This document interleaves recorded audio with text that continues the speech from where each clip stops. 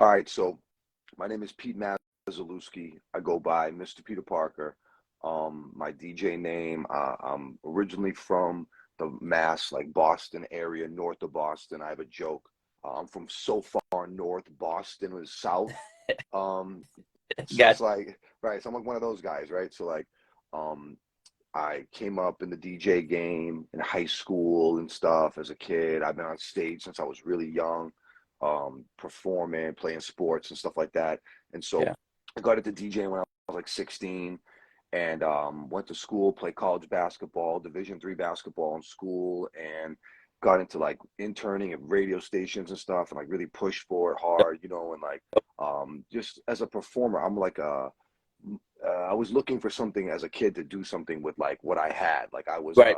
like on stage. I didn't know if I wanted to be a comedian or an actor or like what I wanted to do with my life. But the DJ stuff was really like super popping when I was a kid. Yeah. And it was like the coolest thing you could be was the guy on the radio with the records and like, Yeah. and I had, to be honest, I didn't realize it then, but I suffered from a little anxiety and being in the crowd with the people I didn't like, but Mm. Oh, connect that was better for me than it yeah. was for like to be like mashed with the people. I didn't like it. So then, but Yeah. I'd always, perform. So natural progression. And then as I got a little older, I started working at radio stations and stuff like that in Boston. And then I ended up going to Minneapolis to do an night show in 2006. Okay. Before that, I worked like G Unit Street Team. I worked for Violator. I worked for like J Records, Def Jam. We did like Street Team promo in Boston. Me and my childhood friend were like throwing concerts and like rap shows and hosting events and throwing club nights. So I was like a personality promoter, marketing guy, like really like survivalist, like Yeah. trying to stay in the game. Even if I wasn't getting booked for things, we would throw our own stuff. So I was really like, how can I say, like resourceful early because I'd been doing it for so long, like in high school, trying to figure it out. So as I got older, we got into radio, and then I had some success with that in Minnesota. And then I went to Washington, D.C., and I was on the radio in Washington, D.C. for years. And then I went to Cleveland, and I had some stuff in Philly, and we done Shade 45. And just like, Yeah. You've dude, I done. just, a lot, bro. A lot of mixtapes, a lot of interviews, a lot of parties. Like, I've basically been living this thing for the better part of like 20, 25 years of my life. That has been a full-time commitment to being a part of this and being in the You game. And you yeah, uh you laid the game plan for a lot of artists and DJs I work with. I tell them you got to learn to wear multiple hats. And like you said, you have to. started out. This wasn't you didn't want to. You didn't know you were going to go this route. Radio didn't know all these things. You just knew you wanted to be in the industry some way. Yeah, I knew I And was then a star. Like to be without lack of being arrogant. I just knew as a kid, like I would walk into the room and I could light the room up with jokes and stuff. And I have big energy, and I'm like a tall guy. So yeah, like I had a way that was like, I just felt like it was something I was supposed to do. Like I didn't yeah, feel like a oh, regular path was for me. And yeah. and maybe it's my parents' fault or whatever, like gassing me as a little kid. And I don't know. Like I just felt like regular stuff was not for me, and that I would gamble and push for this. Yeah. And I joke with people and I tell people it's not really a job. It's like a life commitment. It's like something you dedicate yourself to, whether you're on a full-time show with billboards up, or you're like doing $300 bar gigs Yeah. or open mics or whatever. If you're a performer, this is what it is, dog. You got to ride the ride. You know what I mean? You're Like, going to do it regardless if there's a check involved or not. It's what you're passionate about. It's what you love to do. So, it's just what you are. And like you've been in it 25 years, so we're going to highlight a lot of the successes. But I wanted to ask you, being from mhm. Boston, was it harder for you or easier for you to get in the game? Because there's not It a was lot of, harder. It was hard, yeah. We're not known as like a hip hop city, and Boston has a MO of kind of being like a racist city and shit like that. And we're really, it's a great place. Like yeah, I I grew up in the North Shore, but my Boston experience was more Bobby Brown Boston, like Roxbury, Dorchester, Mattapan, Jamaica Plain. The first radio station that I worked for was about 100 yards from the housing projects called Orchard Park that Bobby and all of them, the New Edition guys, grew up in. So I was in that Roxbury kind of like really majority African American, Dominican, Puerto Rican, like minority based thing when I was in Boston. So like I was like the only white guy in the hood during the time running around doing this stuff. And my buddy Jay Saki used to be like, Mr. Peter Parker, my favorite white boy in the hood. Like I shot to Saki, used to gas me. And like just it was like I graduated college playing Division III basketball. And then the station I was working for, I was the promotions director, kind of like the street team guy. So they would send me out with the vehicle to put the posters up, and like I'd be doing call-ins at a liquor store, Blue Hill Avenue, like come down and get these tickets. Like it was Parker Mania, Bullet says on the thing. It was really challenging. My career has been great. It's a dream come true, to be honest with you, but it's been a physical and mental challenge the entire time. It hasn't. This is an analogy I use, right? When you look at athletes, you've got guys that are like gifted in the NBA, and you're like, they just come in and they just got it. Like Andrew Wiggins is just born with the talent. He can jump, he can run. It's like he can, in his sleep, he can play NBA basketball. But then you got guys like I don't know, like a Steve Kerr, like a Steve Nash type that like really try hard. You know what I mean? And they're good, and you can smash those guys into tables and their heads bleed. I'm more of like a Steve Nash type of a person. I worked really hard. And so there's been some challenges of it, but overall, like it's made me incredibly sharp. Like just the challenges has made me really on point. You know what I mean? But yeah, dude, it wasn't easy, but it was fun. You know? You say you started because you were playing basketball in college. You got to go on radio. So let's highlight that transition for you. What was it about radio that called you, and how did you get the opportunity? Because so many people want to get in the radio industry, but they don't know those steps. So what was it? Okay, so the basketball was my ticket to like get into school. Like I knew that if I worked really hard, but I wasn't a star in high school. I was a late bloomer, and that I convinced my parents to send me to do a 50-year postgraduate year of high school in 1998. Try because I was kind of immature and kind of I have ADHD, and I was a little unique, and I transferred schools and stuff in high school. So when I went to go to prep school at the school called Bridgeton Academy in Maine, it was the best thing I did in my whole life. I bet on myself, and I went to this place. I had no business making the basketball team. No business making this team. They were like Division I scholarship potential players, and the league was the #1 boys men's basketball prep school league in the country, Class A New England Prep at the time. I did not know that going in. So I was in over my head. So I had to make that team, and it was a real challenge. And when I did, it was like the guys on the team, there was like New Yorkers, like kids from like Hempstead, Long Island, and Brooklyn. And my point guard was from the east side of Detroit. He was like a real tough kid, Cambiri Amati, like one of my best friends for 27 years. And like those guys and that experience with them, with the New Yorkers, was really powerful because they just accepted me, and I had a really great connection with them, and it really empowered me going into college. And when I went into college in 1998, my freshman year, September, was when In My Lifetime Volume 2 dropped, Black Star, the last Tribal out. So I was in that exploding 1998 scene, going into Boston, into the underground hip hop scene. So I had been DJing since I was 16 or 17. So I didn't get to college till I was 20. By 22, 23, I was like, we had a rap group. I was doing all the parties. We were going to all the shows. We were like, I was in like up to here dude, I barely did any work in school. I was writing rhymes, DJing, playing basketball on my mission to try to do this radio thing. I'm indirectly a student of Stretch and Bobbito. They influenced a lot of college radio in the late 90s. And there was a show in Boston called 88.9 Emerson College, WERS, had hip hop every night from 8 to midnight, all growing up. But it was like Stretch and Bobbito style underground hip hop. And we would listen to that college radio. And that's really what I wanted to do. I didn't want to be a mainstream radio DJ. I wanted to be a cool college radio DJ playing underground hip hop. Yeah.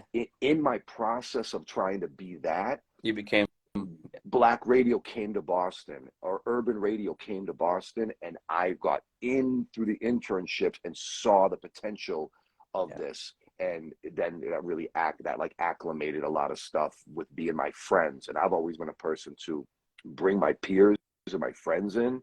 Yeah. So like, I don't want to do this by myself. So like my childhood friends and the people I meet along the way, I really want to like work with them. And like, I like the Rockefeller Records vibe, like the group, the family. Yeah, the laughing and joking and the camaraderie of the guys, you know, like from the team, you know, I'm a team guy. So that is also why I kind of move the way I do, is I don't want to do it by myself, you know. But you think because you know, you've stood so long, you've been a legend, you're loved by everybody.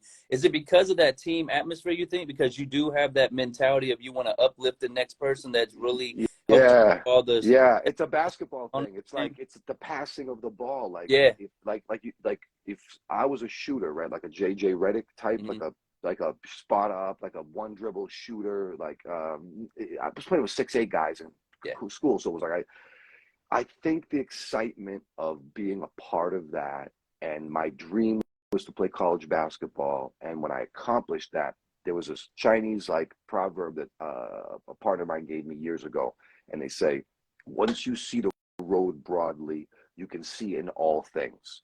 And that challenge of playing that, getting over that hump physically in basketball, and I was like, oh, if I could do that with the NBA guys and Division I guys, and I was a seventh man on my high school team in New Hampshire, and like I can do anything I put my mind to. Yeah, you proved to yourself you could do anything. Me, though, and it was like, I was way over my head.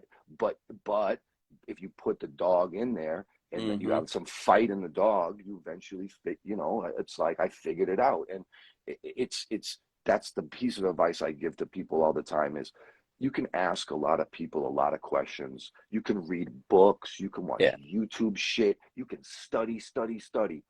You gotta figure this out yourself, or you really don't belong. You don't belong here. Like you have to be somebody that's that resilient. That good. You know what I mean? I talk to a lot of my mentors and people I work with. You know, we all come from the street team too. I started with G Unit, like street teaming for anger management tour. And if you put a flyer on somebody's car, or you've never walked up to someone and tried to invite them to a show just for them to laugh at you, then you're not really going to make it in this game. Even though it's digital now, you still got to have that same grind and hustle that goes into it. And you said you went from Boston to Minnesota. Were you traveling back and forth for that, or did you? No, I moved. It was culture shock. I had never even been to the Midwest before I moved here. And I just, because I hit a ceiling, like at the time in 2004 and 2005, me and my high school childhood best friend, this cat Leeds, who was like really like in the streets a little bit and had some action like that with him, and he was going through some stuff personally, and when he ended up getting in trouble, we took some of his money, and we were like, okay, let's try to do something right with it, and let's do some parties. And I was already kind of on the radio, so I was, instead of me being like, I'm on the radio for you guys, I was like, nah, come on, I got this, I got it. And that's how it's always been for me, is like, if I get it, we got it. Like, I'm getting it for us. Son, I'm getting it for you. Like, I'm getting it for the homies. Like, so I had and maybe it's dog, and let me keep it a buck. Maybe it's the blue eyes. Maybe it's the whatever. My mom is cute. I came out I got lucked out, right? But if that's the thing that gets the door to open, I'm taking everybody with us. I don't give a fuck what it is. I'm coming. Like, you know what I'm saying? And that was my mentality, because I had some opportunities, and I can really say that I'm blessed. That's the opportunities I got were fantastic. I've had some amazing adventures, but it wasn't really a transition. It was something I always wanted to do. And once I put my eye on it, I went into the internships to be like, oh, hey, Peter, you're going to be on the street team. I'm like, hey, I'm Mr. Peter Parker. I'm a radio personality. And they Right. were like, no, you're on the street team. I'm like, for now, I'm going to be Right. the afternoon drive host. Like, and they were like, what? Like, and it's an all black station. I'm the only white guy in there. And it was dope. I loved it. I loved Yeah. them. I loved the opportunity. Thank you to Radio One for like getting me in the game and giving me a chance. Lamar Robinson, Chubby Chubb, Yeah. Rick Anderson, like fucking love you That's, guys, man. You know, you ever seen that thing, that quote from Jim Carrey when he's like, the white guys wouldn't give me a chance, and it wasn't until it's brilliant black minds yes. gave me an opportunity. Yeah. That's my I story. love It was that that. I had these wonderful guys see something in me, and to be not of that and to be championed by them, I took with such honor. Took And on I really, it was, privilege. I was honored by it, honored that Because they, I'm like you too. I'll be in the clubs, you know, I'm the only white person there, but it's not like I'm there and I don't fit in. I fit in because I'm there to help. I'm there to add value to the situation, mm-hmm. and I'm a good person. And I'm sure that's for you as well. Once people realize that you weren't out there trying to snake nobody or trying to do Help. anything wrong, they really I'm trying have to uplift. yeah. Yeah. I have a quote. I tell people, I'm like, yo, and like, because things have changed so much in the last 5 years, and just culturally in society, there's this big race thing happening. Yeah. It's important that it's happening, but for guys like potentially me and you that are lifers and Yeah. culture guys, it's corny, but I'm like, yo, I'm not a person of color, but I am a person of culture, Yeah. and that Yeah. I've been a part of it, and that I honor it and I Yeah. salute it. You know what I mean? So it's like, for me, it's my life. It's not a hobby. It's not some. I don't go home and like, geez, that was a hard day with the urban. Right, right. What's up, everybody? Like, I take the hat off and I'm not, bro. It's like, I this love is my life, you know. And I sacrificed a lot, like my family life, my friends. Things were not smooth for me, but I was not gonna give this up. focus. Yeah. Not gonna give this for no. And I love my family and friends that they were like, go, go, go, go, go. My people saw, they knew what I was on. You know what I mean? Like, I was gonna ask you. So when you make the transition to Boston to the Midwest, like I'm in Indianapolis, so I'm very familiar with the Midwest. yeah. You know, how was your family and friends when that opportunity came? Did you have a lot of people giving you any kind of pushback, or was everybody saying, "Yo, this is a chance, you need to take it"? And Well, yeah, my immediate group was like, go, go, go, go. But when you get stuff like that, and you go from like kind of on the rise, trying to be something, and then you get something, yeah, you're yeah, gonna have, you're gonna lose friends, you're gonna gain friends. yeah. But my thing was tough because my family and friends were like kind of sick. Mm, There was a lot of drugs and alcohol flying around New England at the time, yeah, and my father was sick, and my best friends were having drug issues. So there was when I was leaving, I was kind of, it was very bittersweet because I didn't get down like that. So right. like I was kind of like, I have to kind of get out of this because it was engulfing. And then since then, my father's passed away. There was people having overdoses and things. And recently I had a friend die of a drug overdose. It was like, there's a lot of like, that's the thing with the New England guys, I think too. We have like it's like a badge of honor and a scar at the Mm, same time, that you mm, kind of survive it. You be yeah, proud of it. You fucking punch somebody in the face for disrespecting it. yeah. But it's also something we kind of carry with us that's heavy. If you know, like the guy Millie's, I was about you to see say, yeah, it's a great friend of mine, and he's the genuine article. Like, yeah, Millie's is no poser. This is not a thing that he's acting. And we come like, he's really from it, you know. So yeah. Yeah. that I would think that New England is tough, I was and during my era it was I tough, wanted you know. to definitely ask you, Millie, because I know you from Boston.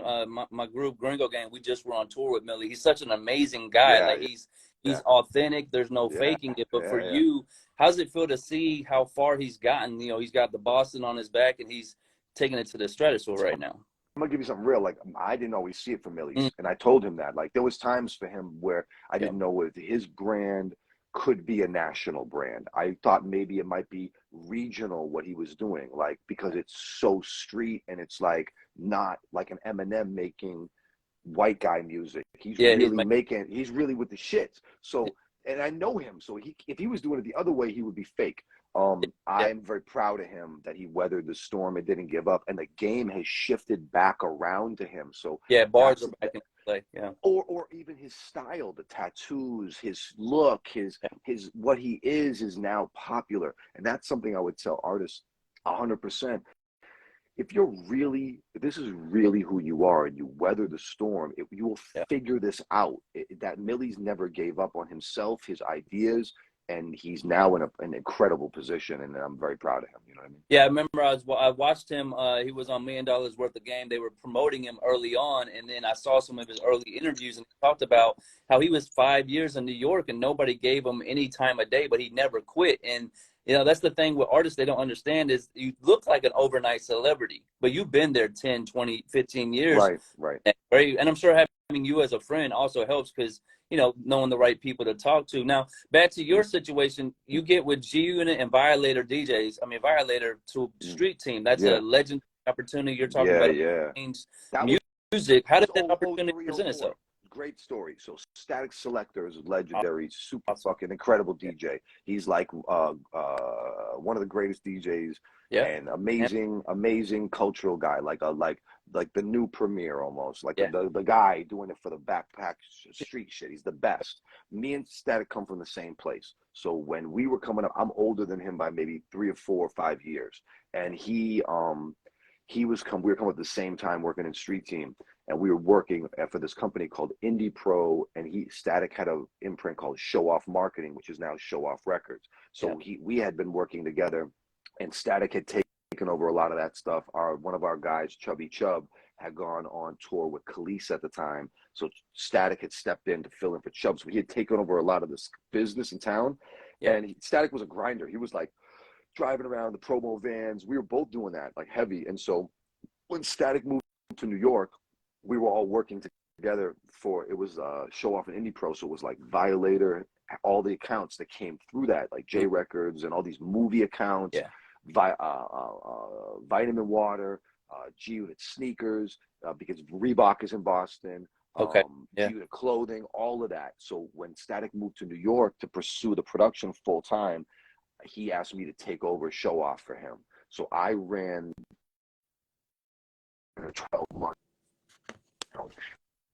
because that was the year I think we won like Violator Street Team of the Year, and it was like an incredible experience to do like we had 10 accounts, like every barbershop, every CD, every lifestyle spot in the city, clothing, everything. So it was like a hustle man's dream to like move around the city, but it got me super lit because I was on the radio on the weekends, and then all week I'm in every barbershop, every clothing store. This is pre-social media, pre-internet, really, on our phones. We had the flip joints, but we didn't have this shit. We had sidekicks, Yeah. but we didn't have it. So being a man that like was in the community, I have a personality that I like people. I like to make people feel good. That makes me feel good. So it's like I'm there like a people pleaser, I guess, in the whack description of it. Like I'm here to entertain, right? So I'm winning people over in the street, and it helped me get really hot on the radio. And then we were throwing the shows. So in '04 and '05, me and Leeds was like the head of it. Really, I was the partner. Gotcha. We threw 60 rap shows Oh, wow. in 2 years, That's and dope. we're talking about like 500 to 100 person venue size, Yeah. and I hosted the majority of them. So I cut my teeth on stage as like a comedian and a host, to the Oh, that's point where I was doing every show, and we were filming them and like going back like it was a game tape, and like studying the hosting, and like I was really, there was a point where I was going to go just into comedy, and I was going to just go try to do the stand-up thing. And this, to me, there's more community. Yeah. A stand-up comedian is a boxer. Yeah. One-on-one. It's you're a golfer. Yeah. You know what I mean? It's one guy. Yeah. And to me, I like the joke, hey, hey, hey, hey, and here comes the rappers, and here comes this, and like the DJ and the people on stage with me to me, that's the playground, you know what I mean, of the improv comedy, you know what I mean, just playing with people and stuff. So that was tremendous. That experience in those lead shows are some of the best times ever in my life. Was with my childhood friends, throwing rap concerts, having them succeed, going out and handing out flyers every night, and having the people come. So we were doing it. Okay, we have a show next week. We go to the airport, Delta Cargo, and pick up 10,000 flyers. Wow. And then I'm going out and he's going out and we're going to go flyer the entire city. And Right. the only marketing was the flyers. Yep. And maybe Yeah. like a message board or something, but really it was the let out of the club. So I was like that's a big thing in Boston in the 2000s. There was a scene at the end of the club, the let out, and Yeah. everybody would hang out in the parking lot. And then Yeah. you just work the scene Yeah. and hand out flyers and bill with everybody. And like, that's how I met Bobby Brown in the streets, like wasted, you know what I mean? Like good stuff. But like, that's where I come from. My energy is really built more for that than the internet. You know That what I is mean? dope. Like, Now, you've always been someone who breaks records, so I wanted to salute the artists, Bullet Brock and Papoose. You got that record you guys got on Show Out Radio recently. Like, yeah, you know, yeah. how's it feel to know you're still out here giving opportunities to artists and you're still giving them a chance to be, Oh, you know, bro, we're exposed the just way getting they warmed deserve? up. Okay, so like I can't give you like the whole story right now because it's not 100% like until like everything is handled. Mm-hmm. But the bullet brack stuff is the beginning of us putting out a lot of music. Okay. Yeah. I'm in the process of getting like a imprint situation to put Yeah. out Congrats. music this year. And so we're looking at putting out potentially 8 to 10 singles and songs over the next 9 months, 10 months. Okay. So that's something I'm working on now. I have been producing music behind the scenes for 20 years, but really for the last like 2 years, 3 years since the radio station I worked at out here closed. I've been focusing on trying to get something that I can like own and sell and present. I got sick of being a waiter and like reading the menu off to people. Well, what do we got today? Chance the Rapper, new Yeah. music from Drake, and if you'd like a little bit of Ice Spice on the side, she's got a Yeah. new single. They tell you what to play. Yeah. You're a waiter. You're for the industry. So eventually, I got to the point where I want to be able to like be a project manager and create music, and then be able to, yeah, like that's always been a passion of mine. So that's happening. I have real records done, and That's amazing. and we're ready to go. That's happening. So yeah, Brock is like one of my best friends, but he's Okay. also like a fantastic artist and one of the toughest sons of bitches I ever met. Held me down in DC. Oh. This guy is French Montana meets Joe Pesci with the box cutter. Okay. He's a fantastic guy, very father Yeah. figure. You know what I mean? Like, He a you know what I bar mean? He's spitter. wonderful. That's what really impressed me. I'm listening to him go again with Papoose. You know, Papoose is Yes. a legend, and he held his own. I've reached out to my family with Throwdown Thursdays with Strong Side Radio. We're gonna have him on this week for you. We're gonna help Woo! put record because it's so fire. So My brother, man, that is my guy, and he has a lot of potential. His videos are great, and what he's gonna do this year is gonna bust a lot of shit open. He has some great new music coming out.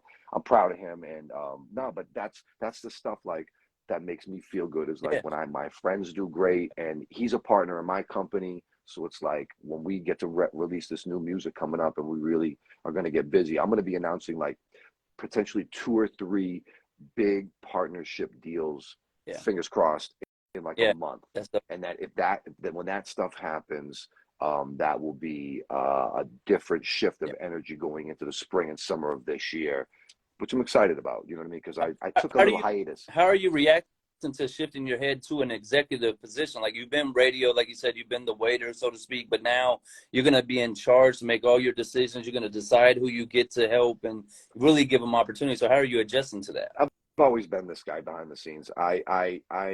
The Peter Parker character that you guys hear on mixtapes and you guys hear on the radio is a Yeah. side of my personality, and it's something that I have no problem. I could turn that switch on, but Mm-hmm. it's as I got older, it became more of like a thing that we do. Like if somebody wants me to do the Peter Parker stuff, I'm with the shits. Like, Yeah. but I really am probably more of like this behind. Like, how can we do this? Like I consult and work behind the scenes with people that I won't even tell you. Yeah. I won't even name their names because I just want them to succeed and do well. And like, let's say there's an artist in the market that I think needs advice. I will call them, I will reach out to them, I will give them tutelage, and I won't, just because I need other people to be Right. successful for this to work. Like Yep. I can't be the only one getting opportunities. It's not going to work. So helping other, I It makes me feel good when I pass the ball and my teammate hits a shot and they look back and we have that little moment. You know, it was you. Yeah. And it feels good. And when you're on the wing and you haven't got the ball in a while and the kid looks away and you hit, and the coach is happy because your friend passed you the ball and now they trust you Yeah. to hit that Now you get more. shot. Yeah. And now you run and then you catch it on the wing that's Yeah. what I'm here for, man. That's what I'm here for, dog. You know what I mean? Now, you got with Heavy Hitters, who's one of the most record-breaking coalition. I love all the DJ coalitions, but the Heavy Hitters, y'all known for breaking all the records. So how did you get that opportunity to be a It's part of this? fantastic. I have a great story about this. So a DJ Enough is one of the greatest hip hop DJs ever. He Yeah, was Biggie's DJ. He is one of the most lovable and talented characters in the game. He is a big bro to me and a friend and a mentor and a business partner. He's an amazing guy. I met Enough in LA at the W Hotel. The one, okay. did you remember the Kanye documentary, the 3-part joint? Yeah, when they did And he the said Netflix. I was in the W working.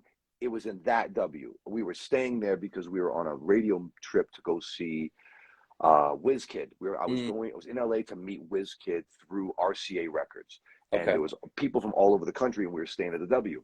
So when I got there, I was on the level. I was like next to exhaustion, bro. Like I was like had worked so hard over the last 6 months, and I was really not well. I'm gonna tell you, I took the cab from LAX to W, and I was sick.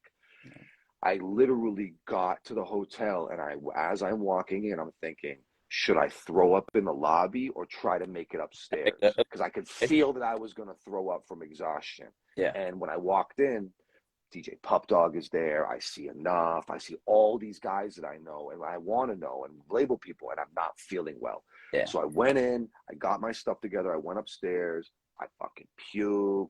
I was sick. It was terrible. And so like I got myself together and I went to the event. Yeah. I had like a Mob Deep Infamous hoodie on. It was fire. And so like I went in. It was great. We had a great time. I met Enough. Yeah. And we had connected. I had just hired and helped to hire DJ Bonix, was Wiz Khalifa's DJ, to work at my radio station with me in Minnesota. So Bonix had just been made a heavy hitter, and we were friends, and we're both like Virgos and like kindred spirits, you know. Yeah. So I knew that. So I was like, oh, Enough. I was like, oh, you got Bonix in. I've always wanted to be down with y'all, but I was just like, congrats, you know what I mean? Salute, you know, like salute Bonix, my brother. It's a great move, you know.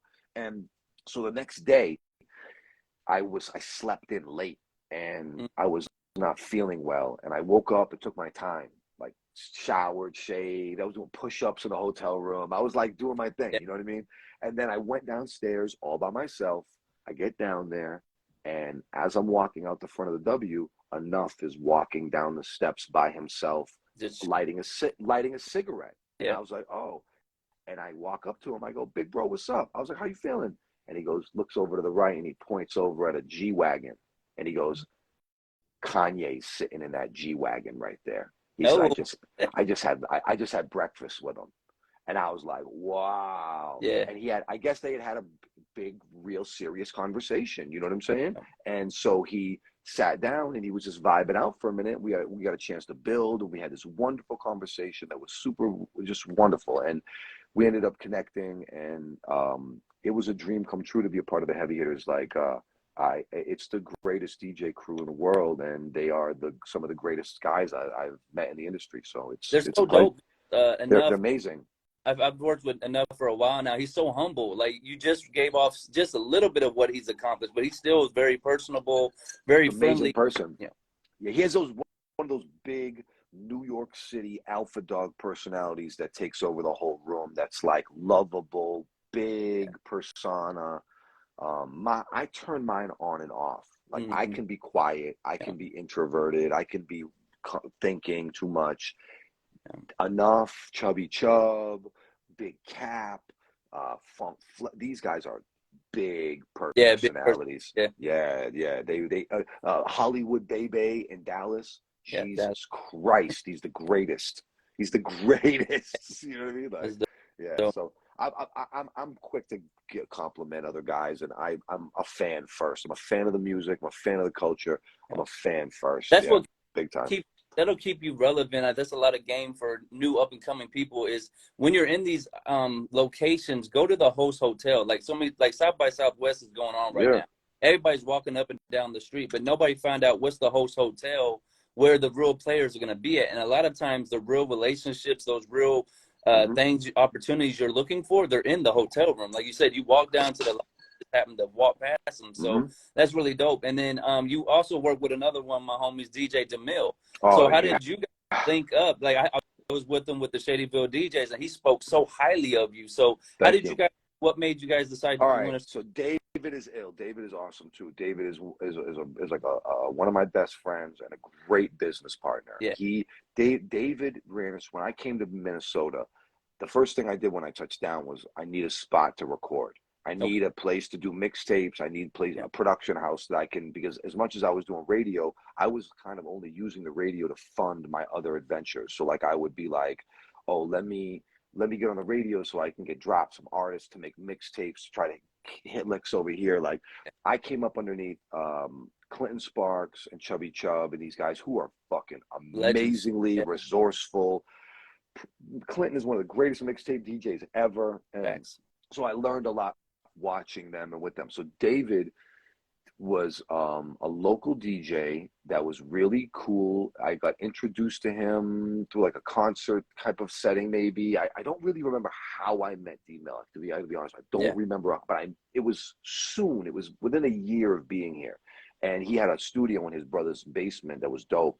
And I used to go over there and host my mixtapes. I would take like the file and I would go there and then do the talking in David's studio. So all my tapes, every big end of the 2000s tapes, the Eminem shit, the Machine Yeah. Gun Kelly Yeah. shit, the Ice Cube shit, all of the tapes were done in David's studio. And he engineered and mixed all my vocals on all the tapes. So he make them sound really good. And then when I just always stayed in like a partnership with him because he has a studio that he runs. He does party. He's like he's kind of like an equal to me, Yeah. but we have different personalities. So Okay. it works yin and yang really well. Yeah. Like he's really organized. I have a lot of ideas. You know what I mean? Like, yeah, and then I see someone over here saying, I don't know what QJP36 put TRHS. You bet your ass. That's my high school. Check this out. Oh, dope. This sits at my desk every day, class of 97, Timberlane Regional High School, just to remind my punk ass where I came Where you from. You know what I mean? So I yeah, get it. keep humble. When I start talking about hanging out with the heavy hitters, I just remember Plastown, New Hampshire, 1997. I'm a piece of garbage. You know what I mean? No, but no, like heavy hitters is fantastic. Is one of the greatest things that happened in my career. And I will tell you that what the secret about that crew is. It's character first. Yeah. They are all Stand up guy. outstanding people. And then when you get in that group, there's no hating, there's no jealousy, there's no competition. Everybody's sharing, and it's like DJ heaven, Yeah. bro. They're Because awesome. you guys are all somebody. Nobody's out there trying to big up the next person. Because how you gonna big up Funk Flesh when you know what I mean? Like you've got a whole bunch of successful people just having a good time together. So Yeah. and that's really None dope. of You know, none of us got it by accident. You know what I mean? Like, yeah. so to know the journey is to know each other. Yeah. You know what I mean? Like, yeah. You mentioned your mixtapes, you know, the legendary mixtapes with Eminem, and you did the Machine Gun Kelly, and that really helped give him a spot up. So You got signed off that tape, yeah, I yeah. was gonna say, so what was it about Machine Gun Kelly early on that you really loved and made you want to do the mixtape for him? And then how proud are you to know he's achieved so much because of what you did for him? Not only, but But okay. Look, all respect to Kels. He is ridiculously talented, even as a young guy. I had put out a whole bunch of tapes, like a bunch of tapes at the time, like maybe 5, 6, 7, 8 tapes in like a 6 months period. I just bang, bang, bang. And the Eminem tape that I did called the E-Tox dropped the same day. yeah. Consequently, remember when he came back with that 3 a.m. record? Yeah, And it yeah, was the 3 a.m. record. I and remember that. Yeah. I dropped E-Tox. I didn't know 3 a.m. was going to drop. So we put out E-Tox and 3 a.m. the same day. So when everyone was Googling, the tape went crazy. 80,000 downloads the first day. Yeah. And so that set off a lot of shit. And so Slim Goods, who's Kel's right hand man, Yeah. he's a producer that's with him, hype man. Yeah. He kind of initiated and called me. I actually charged Machine Gun Kelly Okay. $600 to do Okay. that tape. I was making probably $1,200 to $1,500 to host a tape. So like that was the lick. Yeah. You do a big tape with a name or get a drop from somebody, and then the local kids are like, yo, how can I ride? And oh, the ticket costs $1,000 to ride Yeah. this ride. Yeah. And so you produce a tape. That was always, hey Pete, can I get on the radio? Like, nah, I can't get you on the radio, but I can mix it and host it and sound like you're on the radio, and you can Yeah. tell everybody you're on the radio. So they reached out, and when I heard it, he was so good Yeah. that I was like, I can't charge them the full ticket. And they're good blue collar, like hood Yeah. kids. They good kids. So I did it for $600, and I produced a whole tape. They made the songs were done. Yeah. They just sent me the songs. I actually found the original copies during the pandemic, so I'm the only one that still has Oh, wow. with no drops. Okay. And I'm like, I don't know what to do with it. I may put it out in the future just to like for the fans, like on an anniversary or something. I was going to ask you, are you moving around? Because you've got a lot of classics like that. Are you moving around in the NFT space? Because that could be a dope NFT. I'm gonna tell you, I'm gonna keep it a buck with you, man. I know NFTs are gonna be something, right? But I don't know anyone that buys NFTs, right? So for me, my people I connect with, my audience, my group is more of a blue collar group. I'm not dabbling in. I may have fans and people in the upper echelon, but for me, I'm still trying to get everybody on streaming. Like I'm still trying to so for me it's like I see it, but I'm not ready for it yet. But I do believe that it is going to be metaverse and NFT and crypto is going to be really something that changes. I just don't think we're there yet. You know what I mean? And, nah, not yet. But if you got class, or imagine you in the metaverse hosting a party and stuff like that. So I would definitely keep your eyes. I am. I'm a believer. I'm not a trendy guy. Okay. Like, I'm like a classic guy in a lot of ways where I'm like, I watch the trends. I move with them. But for me, trends go out of style. Right. I'm not trying to go out of style. So when I was 12, I used to go to the mall to buy clothes, and my budget was short, right? So like Cross Colors was out at the time in like 90. So in like 90, and I remember being like $70 for jeans. I was like, these shits are gonna go out of style. Like, and so I would get clothes and keep the tags on them and wear them for 2 weeks and then bring them back and then go to a different mall or have my friends bring them back, and I would go and get so I could stay fresh. At 11, 12 years old, I was like, it's about being timeless. And like I want an Averex now, but in 98 they were $750, and I was like, yo, son, this is like a real commitment. You know what I mean? You gotta really want. But now, because you are who you are, because of the work ethic you put, you could probably call Averex today and be like, hey, I want a Averex jacket, and they'll be like, let me send you 5. No, here's the thing: is I want the 98 butter soft baseball glove leather joint. I gotta go. That's always my thing. I dig on the internet for like stuff. I love vintage stuff. As much as I love the new shit, I don't. I think Young Thug and them guys are so talented. They're ridiculous. It doesn't speak to me the way that Wu-Tang Clan or Nas or does. And look what Nas has been able to do recently is just show like this grown man hip hop shit is still really viable. And real rap is still such a commodity, and trends come and go, but fucking goats are here forever. You know what I mean? Like, interview, like over 300 interviews, as we said. I know Kendrick was one of your earlier interviews before he was someone. So we're talking about goats. Yeah. The ones that have the bars, the ones that have the lyrics, they're gonna stand the test of time because hip hop is built off of that. So when you've got these interviews, like let's go back to some of your early interviews. How did you feel when you knew you were gonna get to talk to somebody, either they're already a major star or you were gonna be the one that gave them the bump or gave them the Okay. opportunity? Have a bigger audience. It's a different scenario on both sides. Yeah. So like if I'm interviewing a celebrity that I'm not a fan of, like let's say I had an interview with Omarion from B2K, right? Like he Okay. came in like 2007 when he was doing Icebox. Remember that Icebox Yeah. record he had out?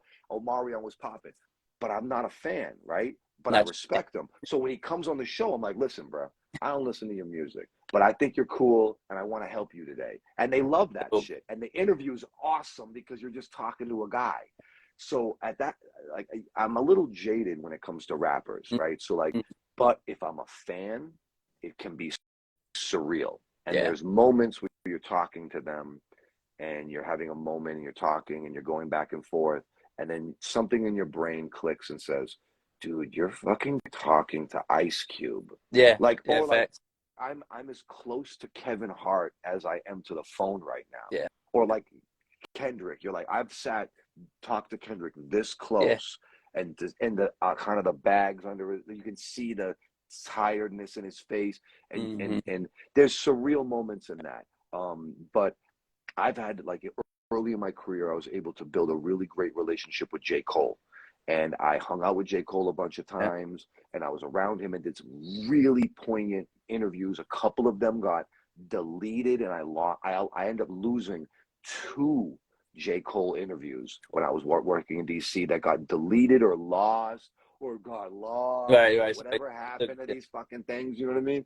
Yeah. So, but that relationship was really. I haven't talked to Cole in over 10 years, but I'm looking forward to the day I can reconnect with him because I know what type of person he is, and Yeah. we're gonna have a moment where I'm like, "Oh, you did it, Yeah. bro," and he's gonna be like, "Yeah, I did it." Like he's like a wonderfully likable, great kid. Like I got a chance to build with Big Sean and be really cool with Big Sean.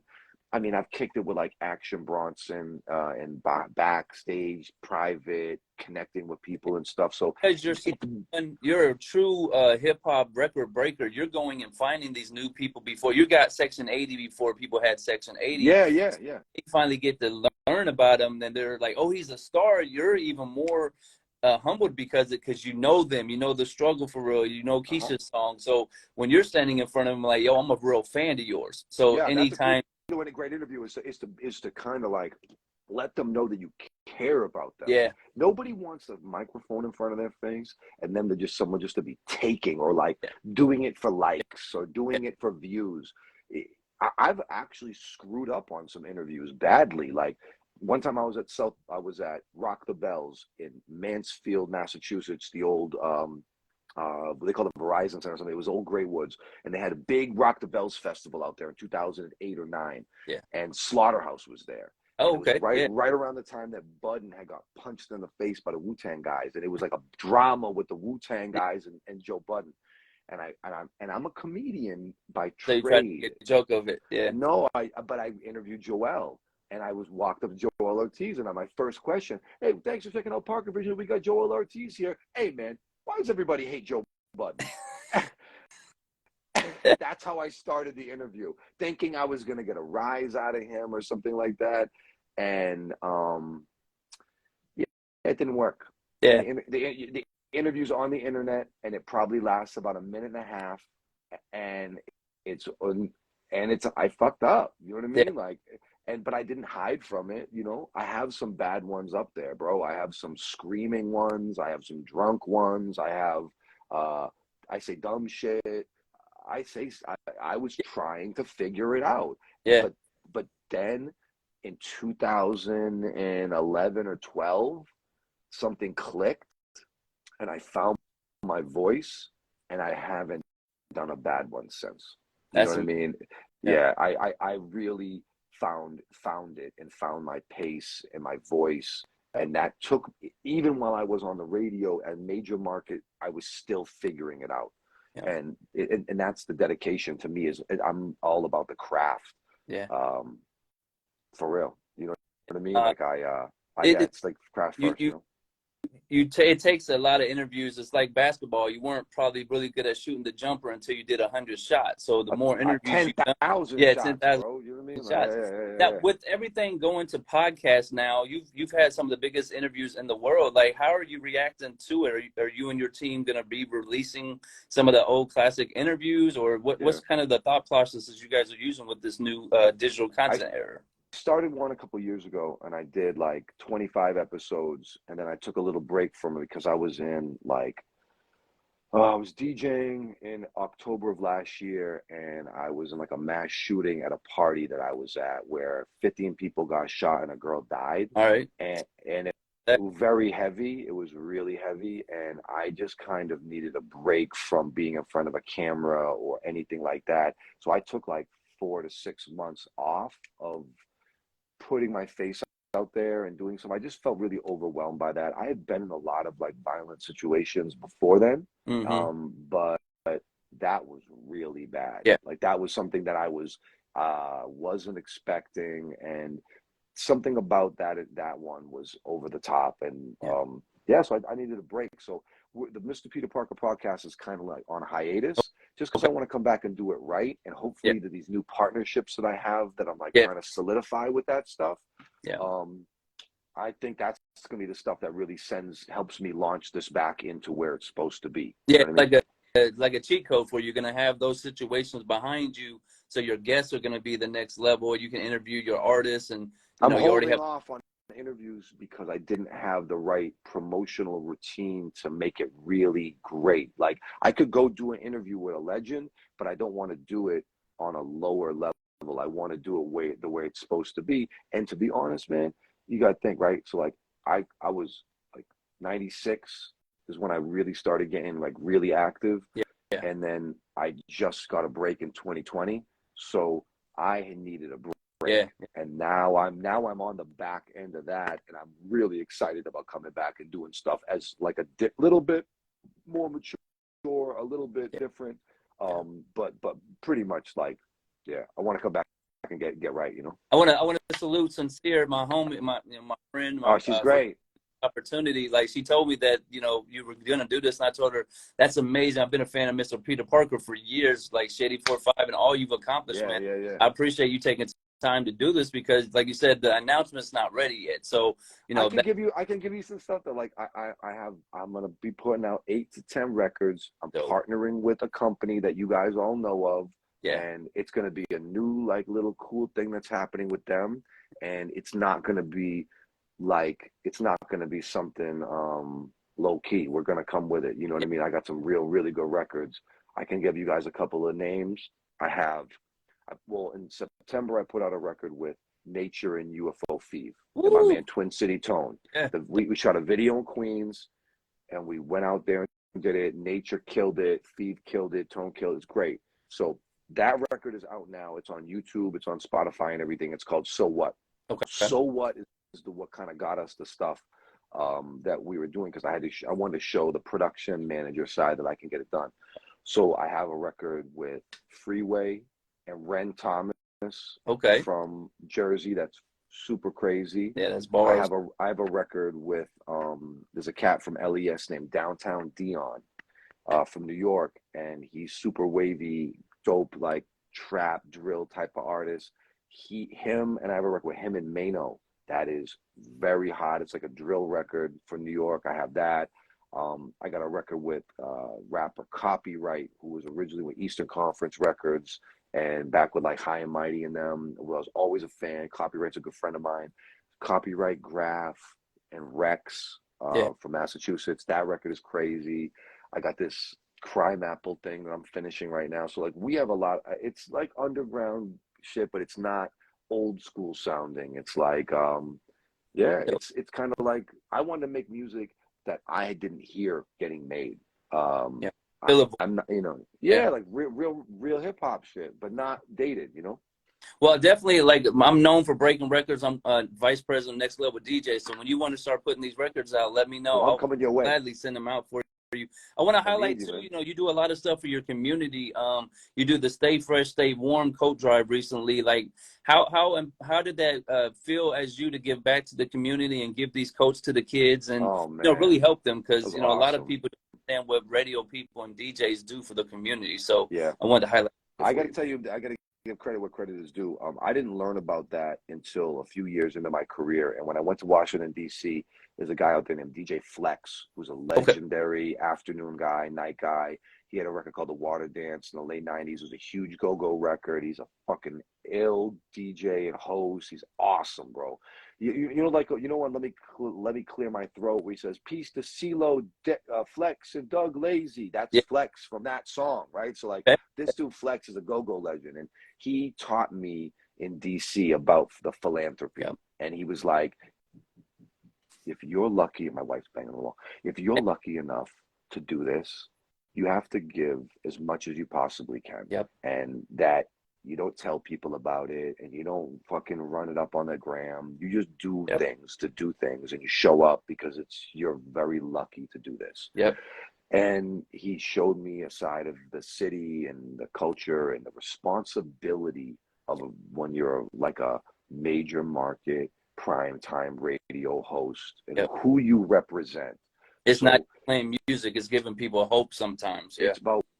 it's like a responsibility, dude. And so it's not about even about you. It's big. You're speaking on behalf of people almost. So with that, I just Minneapolis and St. Paul have been so good to me, and I had time away from them because of the pandemic, and we just wanted to do something for the city Yeah. and do something great, and and and it was awesome. We got like 300 coats, and you know it's really cold out here. I So, can say you and really I need yeah, those in Minnesota, so that what? means a lot. You know, and I did it too. It was called Stay Fresh, Stay Warm. I didn't want like there's people doing things for homeless people, Yeah. right? I understand the homeless situation, but this was more for like kids Yeah. and people that maybe just need a new coat to feel good about themselves. And so I wasn't looking for like rags. I was looking for like Real. nice stuff, and I got it. And Yeah. so that was to me was why I called it the Stay Fresh, Stay Warm because I looked in my closet and I got like 7 North Face jackets with like the fur neck, Yeah. and I'm like, So I love that shit. So it's like I just wanted to someone else to feel like that too. You know what I you mean? Like, think because, like you said, we talked about your humble coming up, you know, and you know, is that something that's empowering you now to give back that way? Because when you were growing up, yeah, that stuff. my parents were very, no, my dad had struggled with alcoholism and things like that, and we had some great times. And Yeah. I don't come from the complete bottom. You know what I mean? Like I had a Yeah. decent childhood and stuff, and but I also just realized like I'm like very aware, bro. Like I really can see Yeah. what's happening, Yeah. and that I recognize that it's about people. It's Yeah. not about me. It's about them. And if you and here's the little trick: if you slick with it and you make it about them, and you're really good at making everybody feel Then they good, they're gonna be like, like they're gonna be like this is the guy. yeah. You know what I mean? Like, Yeah. but that's a tough game. Not everybody can play that game, bro. Because It's you tough to gotta give. make it genuine. It You has like if you're to doing be. It it, has to like be. Gary Vee talks about all the time. If you're helping someone just for the goodness of your heart, then it's authentic. But if you're Right. doing it because there's an alternative motive, The, they'll pick up on it. the dud, bro. But like that's the core. Is like I definitely do love people, and I do love making friends, and that's a part of me that is not. I chose it. The teacher, like, but the guidance counselor was like in '97. She's like, "What are you gonna do?" I'm like, I don't. I'm like, I don't know. I'm She's changing like, the world. yeah, and she's like, no, she's like, well, what are you good at? And I'm in the thing. I'm like, making people smile. Yeah. And she's like, I don't know what to do with that. I said, I'll figure something out. Well, you definitely figured it out. I want to highlight too, like you got the drama drop early, like the Mr. Peter Parker. I gotta imagine how did it sound or how did it feel when you get that drop and you know and I it's didn't from drop. I didn't get the drop. He did the drop with me in the studio. He Oh did that in front of me. And it's a long drop. yeah, It's a 30-second drop. And then yeah, that little Mr. Peter Parker pay attention is the end of it. So I got Drama's a friend of mine. He's a great dude. He's a humble guy. He is a really dope leader for the DJs. He's the man. And I to this day, if I need to reach out to Drama, I can reach out to Drama. Yeah. And yeah, I admire him. We're like similar age, but I just he Yeah. was fantastic, dog. Like Drama is to be respected, and he is one of the greatest Yeah. of all time. Yeah, yeah, yeah. Do you think the motivation of how he's done Generation Now is something that's really helping you get this executive goal you have now? I Because don't know. he's had this so much success so far with his. He already was a name, and then he started putting on artists. So you could easily do that yourself. So do you think that's kind of a motivating thing for you? For me, it is like we've all been doing this. Like Yeah. all of us were hosting mixtapes and making records and producing all through the '90s and 2000s. Some of us got drifted into different situations. So me being a full-time radio personality was like where my strong suit was. So like I'm gonna go that way. But I joked with somebody yesterday, and I was like, the only reason I'm on the radio because I was the sauciest. Like Mm-hmm. I was the guy. Like it's like think about Kobe mentality. Like if I put in the most work and I know I can get the results, I'm gonna pass the rock. But really, like I know I'm gonna hit my shit. It's Like gonna, I'm yeah. I'm a leader. Yeah. Like I'm a alpha. Like so, and it comes from basketball. So with that being said, like um, we were all doing it. Drama and Khaled get the props because they did what they did, but we're all Yeah. from that. There's a lot of guys like that. So Yeah. I wouldn't say they motivated me, but when they succeed, it proves that it can be done. Yep. So that does motivate me to say, Yeah. I want to do something like that, not per se exactly like that. And I'm also conscious of not copying or sounding like anybody else. Yeah. I want to stand on my own. I want to be my own thing. Now you have the slogan, how hard do you hustle? So when an artist comes up to you or a DJ comes up to you saying, hey, how'd you get all these amazing opportunities? What are you looking for from them to show they're hustling out here? Like what kind of stuff can people do to really show or to really, in your eyes, be on the right path for this music or entertainment? How hard do you hustle is like a slicker way of saying be the best version of yourself. I love it. Yeah. So it's like, so for me, I'm not in competition with other people. I Yeah. see what other people are doing, but I'm like, how can I refine my routine? Yeah. And it's a question, it's a challenge that I challenge myself. I got it from an article in Double XL in like 2003 about 50 Cent. The first time 50 Cent was in Double XL, there was an interview, and at the end of it, he was talking about a conversation he had with Master P, and he was like, "Yo, I just sold 10 million records," and Master P was like, "Yo, I sold 100 million." Yeah. He was like, "How hard do you hustle?" And I took that as like, Yeah. don't get satisfied. The name of my company is 25/8. Like I'm motivated, and Yeah. I have a lot of energy, and this hip hop and entertainment game gives me a place to put that Yeah. stuff, dog. And it's a healthy And thing. you also are doing a lot of stuff for the kids, teaching them how to DJ, teaching them how to produce. So what made you decide to do that? And how's it feel to get some young kid who's maybe never had an opportunity to see that light go off, to show them that I got a lane here, I got an opportunity here because of what you and your team is doing? I'm working with a lot of different kids. Like I work in right now my day job, and this is the first adult job that I've had. Like I've Okay. only been a radio DJ for my adult life, so Yeah. it's been me in a studio doing this. So now that I'm working with people in Minnesota, like on a ground level of differently, it's a little bit different. And I work in all through the district of Minneapolis Public Schools.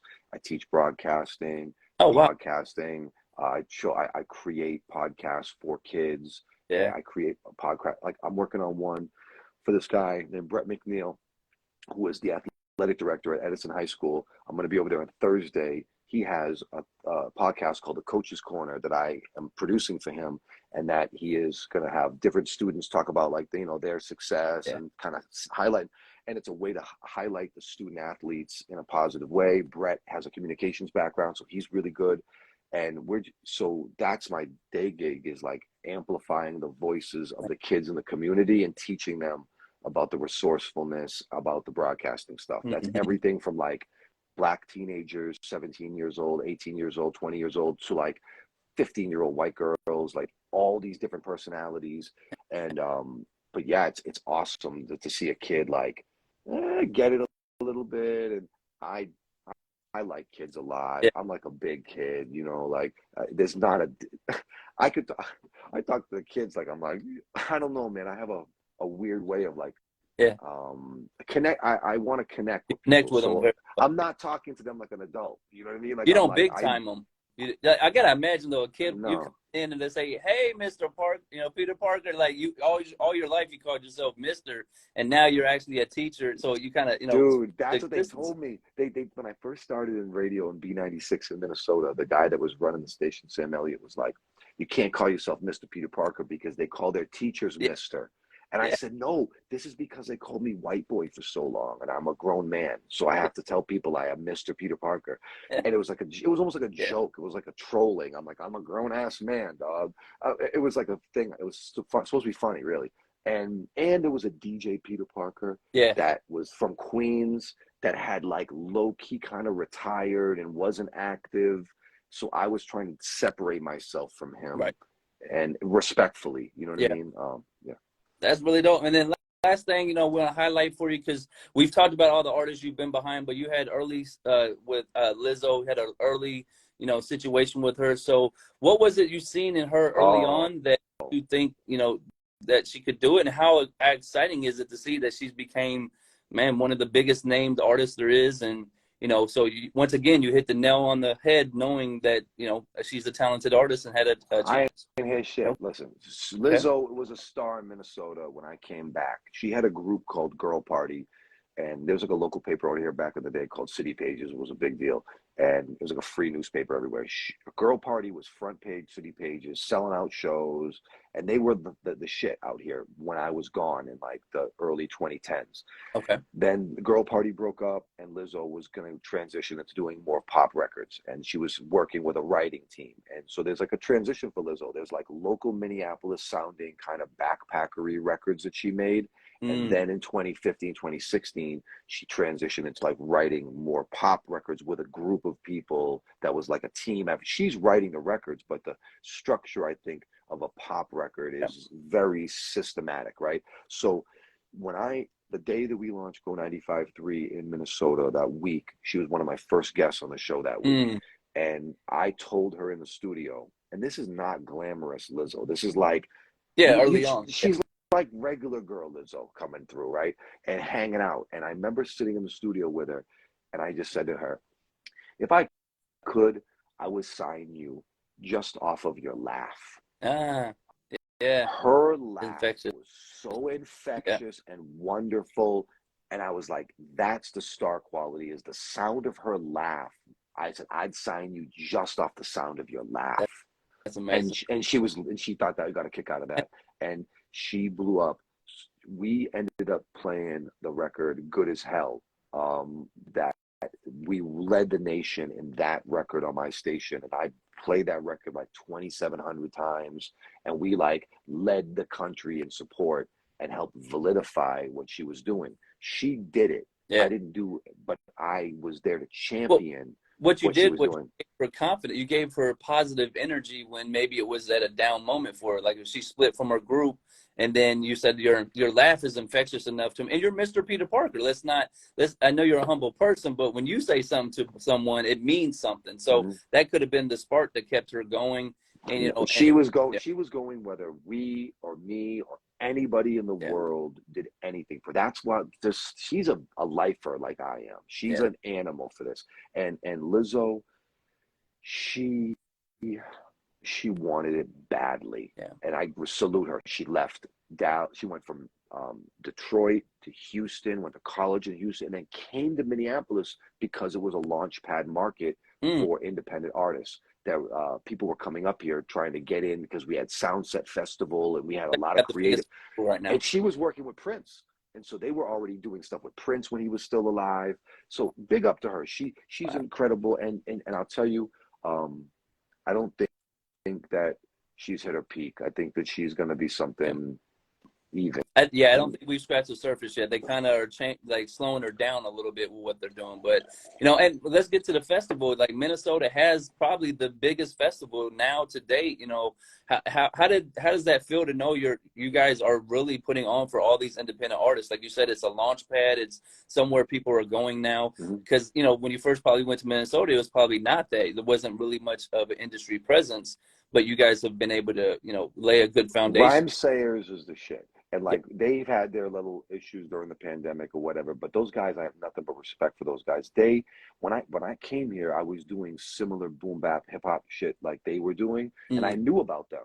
I knew what Brother Ali was. I knew what Atmosphere was. I wasn't like a wild fan of them because I was like more like Yeah, Dipset, it was Wu a Tang. different kind of I'm hip like, hop. yeah, I'm like a little more street hip hop, but they were good. I knew Yeah. they were really good. And then as it grew, when I came here, I remember being like, "Oh, you guys got Atmosphere," and then the local DJs were like, "Ah, they just local," and I was like, "No, they're national act." And Yeah. Brother Ali was the first local thing that I really played on the radio here, and the fans didn't really even want it. They would call me and be like, "Yo, you're gonna ruin it. Stop playing him on the radio," and I would yell at people on the request line and be like, "You don't want him to buy a house. You don't Yeah. want him to feed his family, you son of a bitch." Like it was like he was he's a great friend of mine too. Brother Ali's an awesome guy. And but yeah, they had the best indie backpacker scene in the country when I came here. And Soundset just amplified that. They haven't done it in a few years. And I don't know what's gonna happen if it's ever gonna come back, but it was a wicked good. I hosted it in 2010. It was the shit. Soundset was awesome. Yeah, the COVID kind of slowed that down, but and I appreciate you being on this live. Like I said, it's been an honor for me. Was there any other things coming up besides the executive hat coming out? Any kind of festivals yourself? Any kind of you going to conferences? Anywhere people can circle on the calendar to come I support you? Okay, yeah, I would just say follow me on social media at Mr. Peter Parker. Follow me on this thing. I have a lot of little things shaking. I'm doing a lot of parties, Mm, like out here in Minnesota. We're working on some big sponsorships and some big partnerships coming through, hopefully. dope. And I don't know, man. Just be on the lookout for the music Yeah, stuff, and I appreciate anyone that has ever fucked with me on any level. It's an honor to be able to do this stuff in the game and represent hip hop culture. It's something that pretty much saved my life. So it's yeah. like uh, I'm here. I'm Like here I for the said, culture, man. you have done it so amazingly. You showed the way to be successful as a radio, as a DJ, as an executive. So all the things have been done because and I know you got the Wild and Out show coming up. I didn't even know Simba was a part of this Nick Yeah, Cannon tour. So yeah. how exciting is it to know that Simba Oh, is I another can't wait. lyricist Oh, god? he's the guy, Yeah, bro. Simba's the guy, and he's like, he's gonna be a real yeah. problem. A lot of people like him. Nick Cannon's. I've done interviews with Nick in the past. He's a really cool dude, and his people reached out to me through Tony Neal through Core Oh, DJs yeah. to help book that panel. So on Wednesday we're gonna speak on this panel, just talking about the music business, and it's gonna be the shit, bro. It's like that. We've got some good stuff happening in Minnesota right now, so I'm excited about just reconnecting with Nick and seeing what comes from that. You know what I mean? Shout out to my guy Tim Wilson's going to be on there with me, and this other artist from here named Nerdy. This guy Matt, he's fantastic. He does his thing. He's an independent guy that's killing. So we're going to be on the panel Wednesday. I was gonna say, any last thing, you've been on a lot of panels as you stated. What's some advice that you would give either to an up and coming artist or a DJ on these panels that maybe they're not doing it right when they go to these? Because a lot of people go to these conferences and they're not really paying attention, or they don't get it. So what's some of the game you think people are missing out on when they're in these conferences or in these I panels? would say the ego, right? The Yeah, ego you need to be an artist and the belief in yourself and the fire that you have to be this thing yeah. can be toxic if it's not funneled correctly or it's not controlled. If you And don't that use when you want to be somebody and you want to do it and you want validation and you want people to hear your stuff, it can be counterproductive to where you're trying to go. I it. would tell any artist it's an absolute marathon. There was a moment I was in a studio in 2003 with the rapper Slain, Mm, who okay. ended up being in The Town with Ben Affleck and like a Yeah. bunch of big movies. And me and Leeds managed him. when he first got out of like detoxes and things in Boston, and we were working with him, getting him established in Boston. So before he was in La Coca Nostra and the Ben Affleck movies, me and Leeds kind of we came up together with Okay. Slain. And I remember being in a studio with him with this guy G Squared, who was part of the group called The Creators, who lives in Vegas now. And George was kind of like, Slain was kind of like, oh, you know, I'm gonna do this. This is my Slain impersonation. I'm gonna do this until I'm 29, and then if it doesn't work, and then G Squared stopped the session. He was like, let me ask you a question. He's like, is this something that you're trying to do, or somebody who you are? Mm-hmm. And Yeah. and George was like, it's who I am. And he's like, then there's no timeline. Yeah. There's no timeline for success if this is who you are. And you got to be this, and you have to figure this out. And that it's your job and no one else's job to figure this out. And the audience is never wrong. And if your shit's not hitting, you got to figure it out. You got to, it's you, it's your journey, and that you should be, if you're not willing to do it. I had 200 billboards up in this town on the radio 40 hours a week. And I haven't had any of that in 2 years. And I'm still as resilient as I was. Yeah. I had some tough moments in the last 2 years. I'll keep it a buck, but I'm never going to stop this. Because you built your name, your brand is bigger than any station or any opportunity. It's who I am. Yeah. It's who I am. It's like what I am. So it's like, whether it's, you know, if I have to go back and figure this out in another way, I will, you know? Yeah. Now, a lot of people with the radio stuff that's going on, we ain't going to hit on too much of it, but there's a lot of shakeups going on, a lot of, you know, things. So it's been hard. But, you know, last thing, if people want to reach out to you besides hitting you on Instagram, what's the best way to contact you? And if somebody reaches out to you, what are you looking for them to bring to the table, or what are you looking for them to have? I would say, the best way is like email or like DM me, right? And just I don't know. It's hard, bro. Like it's hard to say how to reach out to me. I can't even tell you there's a direct way to do that. If somebody knows me, that's cool. Reach out to me, be humble, be open, be patient. There is so many artists. There's so many people. There's so much shit. And for me, it's like I'm not really as much right now in the mode of like, oh, I got to put everybody on. I'm trying to really establish something for me right now. Yeah, again. yeah. So I have to. I can't. How can I help the poor if I'm one of them? You know what I'm saying? Remember when Hove said that? Like, you can't.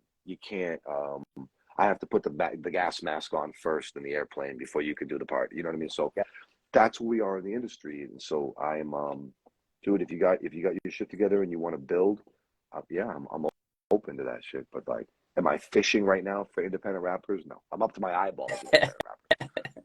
Now, I feel you. Sometimes you want to help everybody, but at times, like you said, you got to lock in what your gift is right now, so you can help them later. Like you get this thing off of what you're going to announce soon, you could change everybody's life. But if you don't handle what you got in front of you, then you won't. Like you can't do it for everybody, and you have to be able to like say no and respectfully, and it's not an easy thing, but I do really like helping artists. There's a guy I'm working with in Minnesota from St. Paul. His name is Juice Lord. Yeah, I saw you were doing something with him. That's fine. Dude, he's like my little bro, and he's like 20 years younger than me, and I'm just trying to like help him be who he's supposed to be. You know what I mean? Like, that's not a cash thing for me. Like, working with Juice Lord's not going to buy me a house, right? Like, but he's supposed to be on. Yeah. You know what I mean? Like he's supposed to be the next local guy, and there shouldn't be a glass ceiling for him. So like, I'm gonna open as many doors as I can for a guy like that. It's interesting. So a lot of times in the markets, you got you who are really going to bat for the Minnesota market and the MCs, but then you've got people that are naysayers. So you're constantly having to try and convince them that Juice Lord is this amazing artist when you're Mr. Peter Parker. You shouldn't have to convince nobody. Like you've proven it. Okay, I heard this recently though from somebody. The Q-Tip told a story about trying to bring Megan Thee Stallion around. Yeah. Early on, and he said the cosign doesn't hold as much weight as it used to.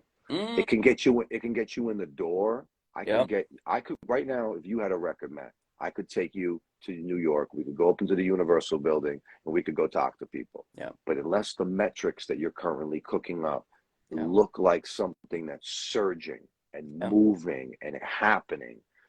I use this analogy. It's like, you know, they're looking to put gasoline on a bonfire, That's not yeah. provide you with Yeah. matches. They There's no longer they want to start from scratch with you. They want you to already have everything moving. They want you touring and then say, "Oh, here's a little bit of here's your budget now, so you can make it bigger." But you've got to do it first. To be honest, this is the real shit though. With this supercomputer that's in our pocket, if Yeah. you can't figure out how to get to your music to people, there could be potentially something wrong in that process. Yeah. And we're no longer of the era where everything has to make sense sonically Right. to us. Right. Like, great example, right? So like, my ear went out the window when Laffy Taffy Came out. Yes. came I was out. just yeah. There's a before and after moment for Yeah. DJs in the Northeast where Laffy Taffy was against everything that we ever did, and it became this undeniable #1 hit record. And that's when I said, "Oh, my ear's out the window at this point." And that was like almost 20 years ago.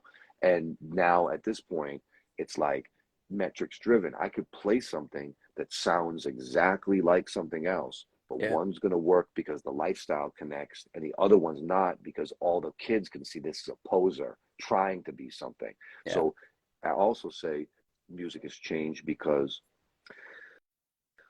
when we were listening to Public Enemy and Ice Cube and Eric B and Rakim and Wu-Tang Clan and Nas and Biggie, we were looking for Right. information, Yep. and we were looking for style and delivery and presence and things. We were looking for information, right? Yeah. Now that the phone has more information that we could ever digest, the kids are not looking for information in the music because they're overwhelmed with information. The Yeah. music needs to be a vibe. Yeah. So indirectly, it's a reflection of our today's society. So anybody from the '90s Yeah. critiquing music today Yeah. is a jackass Yeah. because you're trying to like digest 2023 shit with 1995 goggles. Yeah. I It's tell not people gonna like I work. stopped being from radio, and I love giving artists opportunities. But the music today, I don't like most of it. So I let the fans decide. I'll be like, Right. well, your people like it enough to tell me they're single, because if I listen to it, I like boom bap, I like There's lyrics and all. somebody else is picking those records at the grassroots level, not you. But when they rise up, when like the hits come through, if you can pick them early enough, you can still get credit because the niche of it is smaller, right? So like okay, trap music per se, right? If you go down south to a black party, it's bottle service, Yeah. jewelry, it's rock and roll vibes, but it's culture, Yeah. right? But if you take that same trap music and you play it with white hipster kids, it has more of a punk rock aesthetic to it Yeah. than it Yeah. does for the bottle service. Because to me, trap music is the punk rock of hip hop Right. because That's it great. doesn't follow any of the traditional standards of hip hop. The Yep. same way that punk rock didn't really respect rock and roll. Yep. It was like smash the guitar, spit on the stage, crazy shit, wild shit, didn't make sense. Because from my philosophy and how I see it, hip hop has absorbed rock and roll. Yeah.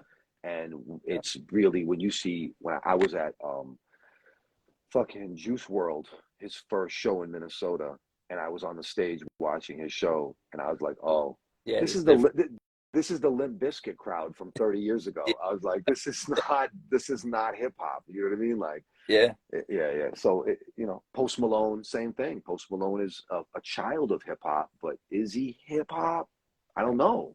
I don't think so. Yeah. I don't think so. You know what I mean? Like, but He has some he's records that might go there, but no, his niche audience, and everybady's moving to. A lot of people are moving to the country rap scene now, or they're moving that's happening. to rap scene. But there's not true, backpackers like we're talking about. So they're just looking for the vibe and a good time, like you Right. said. So But then for every NWA, you have a De La Soul, right? So as much as you've got this trap and this vibe thing happening at City Field in Queens, Rock the Bells Festival does 80,000 people that want to see legendary hip hop. yeah, So we're at this other stage of the culture where older people, 40 and up, Yeah. still want their shit. Yeah, They don't want the kid shit. So there's going to be a whole resurgence of legends continuing. And De La Soul, rest in peace to Dave. I was so happy for them to have their moment. It's tragic that Dave died, but God bless fucking De La Soul, man. Yeah. Yeah. Well, like I said, man, it's an honor to have this conversation with you. I'm gonna tell Sincere, I'll give you all my information. I want to help you with your label and everything you got coming, man. So I knew we were gonna get into that. She goes to me, but a half an hour talk. I said, tell Maddie to get ready. I'm coming with the good stuff. Yes. You know what I mean? Like, yeah. I appreciate it, fam. Have a good night. Yo, thank you. And how do I'm gonna follow you? And how can people follow you, Matt? Sell your stuff too. Stop Beef from Radio, STOPBEEFIM Radio, and the Hype Magazine. If you hit me on Instagram, if you're an artist, I love breaking records. Tell me, you mess with Mr. Peter Parker, and we'll help get you out here. And yo, and thank you and respect to you. I can tell you really fucking do your research. Yeah. And I can tell you love your shit. And I see the following that you built with this page, and salute to you. It's not an easy thing to get the numbers jamming like that. It's you be on the phone, they're yelling, get off the phone, and you're doing your job, right? Like, I gotta get the bills paid. You know what I mean? Like, yes. So salute to you, and anything you need, let's tap in. I'll send you some sample stuff so you can look at some and listen to some sneak preview shit coming up. Okay. All right, man. Appreciate it. Salute. Love, bro. Later. Peace.